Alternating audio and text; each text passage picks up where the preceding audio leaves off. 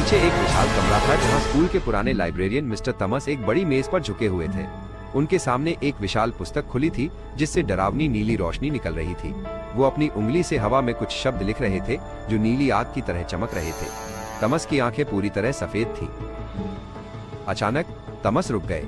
उन्होंने अपना सिर अजीब तरीके से घुमाया जैसे वे किसी की गंध सूंघ रहे हों। नीरव और अद्विक फुर्ती से एक ऊंचे लकड़ी के बक्से के पीछे छिप गए। उनकी धड़कनें इतनी तेज थीं कि उन्हें डर था कि कहीं थॉमस उन्हें सुन न ले।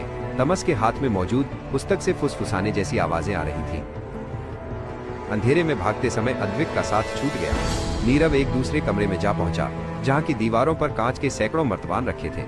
हर मर्तबान के अंदर एक धुंधली आकृति कैद थी जो देखने में स्कूल के गायब हुए छात्रों जैसी लग रही थी। वे आकृतियां कांच पीट रही थीं, लेकिन कोई आवाज बाहर नहीं आ रही थी। तुमने वो राज देख लिया जो अब तुम्हें इस दुनिया का नहीं रहने देगा, एक भारी और ठंडी आवाज नीरव के कानों के पास गूंजी।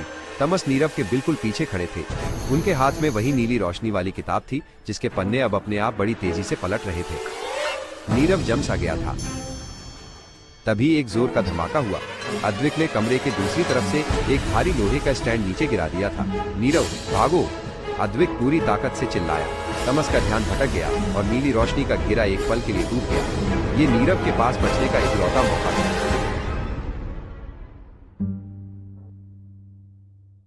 दोनों दोस्त किसी तरह तहखाने से बाहर निकलकर स्कूल के मुख्य गलियारे में पहुंचे। सुबह की पहली किरण खिड़की से आ रही थी। नीरव ने देखा कि वो चाबी अब भी उसके हाथ में थी, लेकिन अब उस पर एक नया नाम उभर आया था, माइनस नीरव। उन्हें समझ आ गया कि थॉमस का जादू अभी खत्म नहीं हुआ है, बल्कि उसने तो उन्हें चुन लिया है।